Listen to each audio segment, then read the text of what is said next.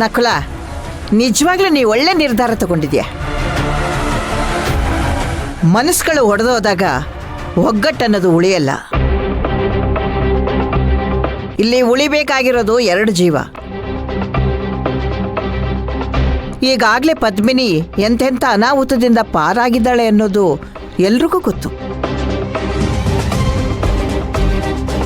ಇದು ಯಾವ ಕಾರಣಕ್ಕೂ ಸರಿ ಹೋಗಲ್ಲ ಅನ್ನೋದು ನನಗೆ ಚೆನ್ನಾಗಿ ಗೊತ್ತು. ಹತ್ರ ಇದ್ದು ಅನುಭವಿಸೋದಕ್ಕಿಂತ ದೂರ ಇದ್ದು ನೆಮ್ಮದಿಯಾಗಿರೋದೇ ಒಳ್ಳೆಯದು. ಏನು ಮಾತು ಅಂತ ಮಾತಾಡ್ತೀಯ? ಹಿರಿಯರಾಗಿ ಕೂಡಿ ಬಾಳಬೇಕು ಅಂತ ಹೇಳ್ಕೊಡ್ಬೇಕೆ ಹೊರತು ಒಡೆದ ಹಾಳಾಗಿ ಅನ್ನೋದನ್ನೇ ಹೇಳ್ಕೊಡ್ಬಾರ್ದು.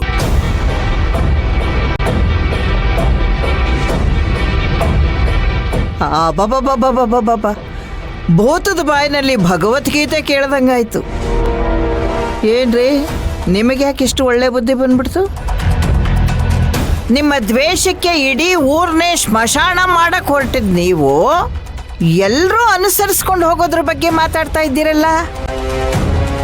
ಊರ್ಗೋಲ್ನಲ್ಲೇ ಹಾವಿಡ್ಕೊಳ್ಳೋ ನಿಮಗೆ ಈ ಉಪದೇಶ ಚೆನ್ನಾಗಿ ಕಾಣುತ್ತಾ?